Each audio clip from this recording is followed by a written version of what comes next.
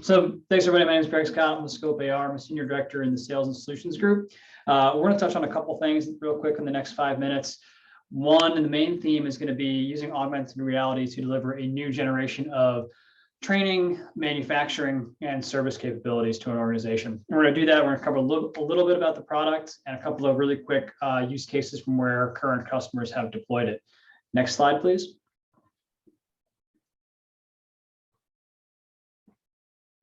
So what we've heard from almost all of our customers at this point isn't that necessarily COVID caused problems in the supply and value chains. It exposed problems in their supply and value chains. That these were problems that were existent, that they hadn't had to deal with. And then all of a sudden, in a very quick timeline, these problems bubbled to the surface, became major issues, and the solution time to them was compressed. Next slide.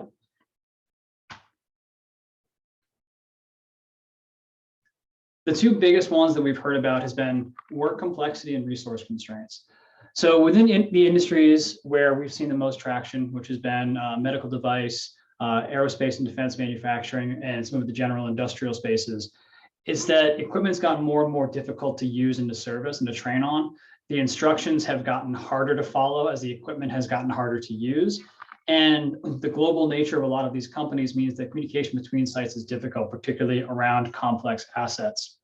On the resource constraint side, you can imagine it's very difficult to get people together. So one of our customers relied 100% on in-person training to train their field engineering team. All of a sudden, that's no longer possible. You can imagine that on-base personnel in the Air Force is more challenging. There's fewer people on base. It's tougher to train on sustainment and maintenance activities on some of the vehicles and assets there. And because of this, getting people to a level of competency or certification, a lot of our customers would look at it, is extremely difficult. So next slide. So basically, the old way of learning things and doing things just isn't working anymore for them.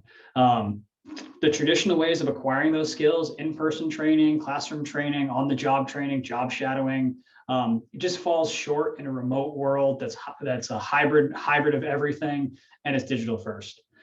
Next slide. So that's where augmented reality comes in. So even though we're not literally plugging things into the back of somebody's neck, like in the Matrix, to automatically know how to do Kung Fu and fly a helicopter, it's the next best thing. So someone can, using a tablet, a phone, a HoloLens, immediately see spatial context, instructions, information, everything they need to perform a task they may not otherwise be able to do.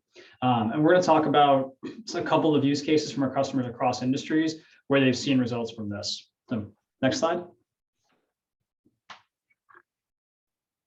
The first one is from Lockheed Martin. What you're seeing here, this is their shop floor where they're assembling the crew seat of the Orion spacecraft.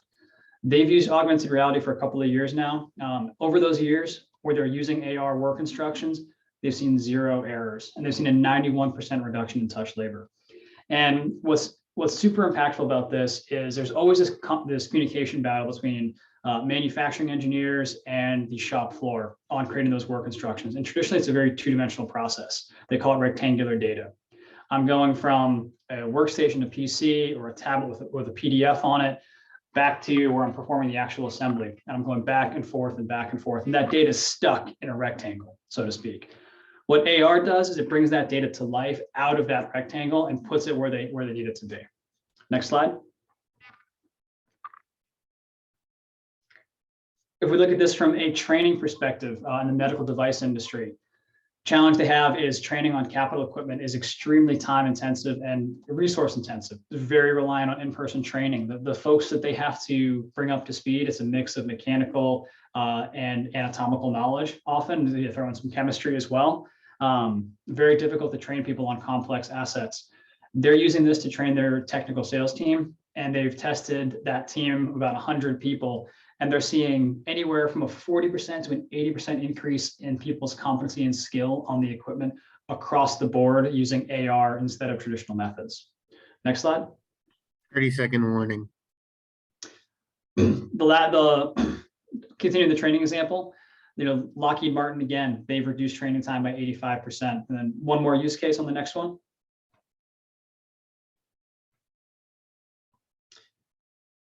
Looking at cost savings, not just outcomes, saving over 1.5 million again on the medical side. And I got 2 more slides we'll go through real fast. So next, we'll skip the video. Next slide. So the way the platform is structured is it's an enterprise first platform. It's cloud-based or on-premise. It combines a no-code AR authoring environment with everything you need to create that content, manage it, and distribute it through the Worklink app on a tablet, phone, or HoloLens.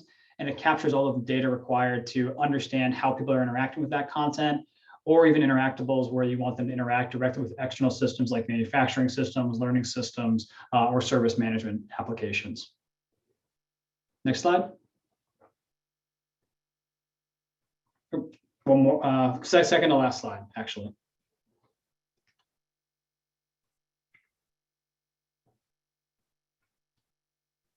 Should be the one with the ask on it. There we go. So where we're at right now, we have a couple dozen customers who are scaling this technology across their enterprise. We're specifically in a phase where we are honing in on the industries and functions that benefit the most from this. So specifically looking for use cases that have been disrupted by COVID restrictions or that are accelerating digital transformation across training, learning, and development. And that goes across industries, really, that we see as a fairly cross-functional or cross-vertical application. Smart factory and related initiatives in aerospace and defense. And then within the DoD, we're pursuing a number of CIBERS innovation programs with the different offices across the different uniform services.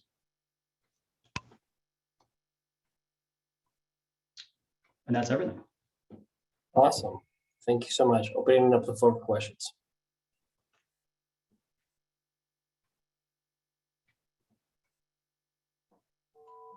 Any questions for Greg Scott?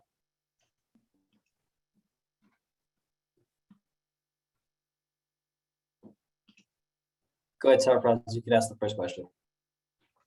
Hey, so considering med devices is an important area within J&J, I was curious of the top use cases that you could shed some more light on with your current and potential medtech user base, aside from training assistants.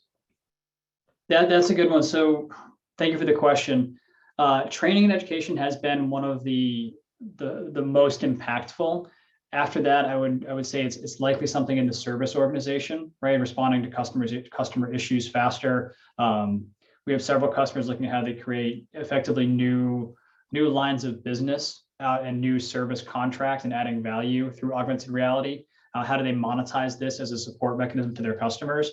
We have explored manufacturing a little bit with some other organizations. That's a longer road in terms of the value ramp due to FDA validation across those procedures. So there's absolutely some value there, but it's a longer path to revenue versus some of the immediate wins that we see on learning and development, training, and service. Great, thanks. Okay, Danny. Yeah, thanks. It's very cool capability here. Curious about your competitors. I have seen similar type solutions. Just wondering how you guys fit into the competitive landscape, and what your barriers to entry are. For instance, like Huntington has a similar capability in-house that they've built. Just curious about the competitive landscape and how you guys create barriers. Over. Yeah, thank you, Tim. Another good question. Competitively speaking, we're one of the only tools that is a no-code platform to develop that AR content. So it borrows a lot from existing paradigms that most people are familiar with. So Photoshop, iMovie, animation tools is very quick to learn. So anyone can go from not being an AR author to being effectively an AR author very easily. So that's sort of the functional level. The secondary one is we can obviously explore a lot of things with our as a supplier that in-house operations aren't often able to tackle, such as advanced integrations, working with other computer vision partners to do things like, we didn't tackle this, but object tracking, to be able to recognize a CAD model through a HoloLens or an iPad, align content to it physically. These are things that, because of our scale of customers, we can tackle that often in-house shops would struggle to find the funding or the support or resources to keep up with the technology and the libraries.